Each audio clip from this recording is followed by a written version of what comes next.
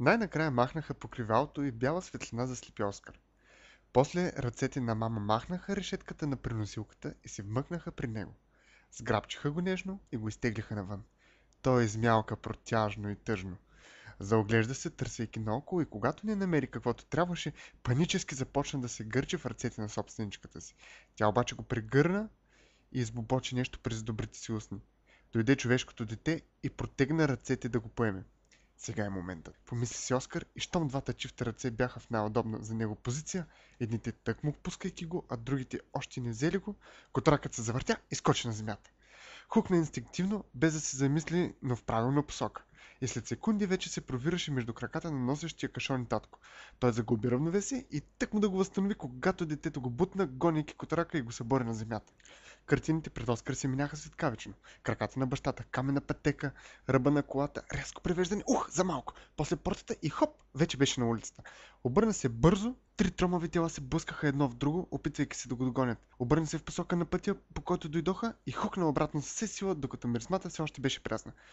Тича колкото можеше по-бързо по средата на пътя. От двете му страни профучаваха коли и той трябваше рязко да сменя посоката, за да се предпази.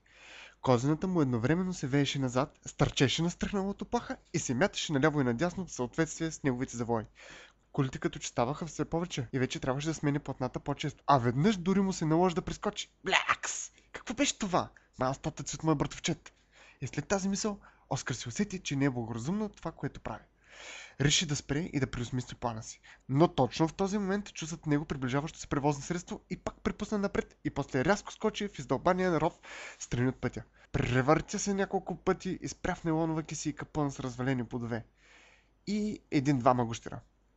Само до преди секунди гущерът Гиньо предчувстваше победата над гущера Гру и вече си представяше как ще се омаже целият в развален домат, когато тежка котрачешка лапа фръсна пода и той се пръсна, разплисквайки се и омазвайки Гру, който пък проследи с поглед как почти победилия го Гиньо полетя халосан от сива опашка. Смееше се Гру и сочеше подигравателно увисналия на бодлив шипков храст Гиньо, но мъкна и преглътна в упъх, щом Оскар се надигна. После котракът се хлъзна в доматиното пюре и направи два шпагата, по един всеки чифт крака. Гру пак се разсмя, но Оскар бързо заеде удобна позиция. Гущерът вдигна краче, извинявайки се. Дупшле! Изшвинявай! Смахнете ме от тук! Крещеше, ако може гущеровото цвърчение да се нарече крещине, Гиньо.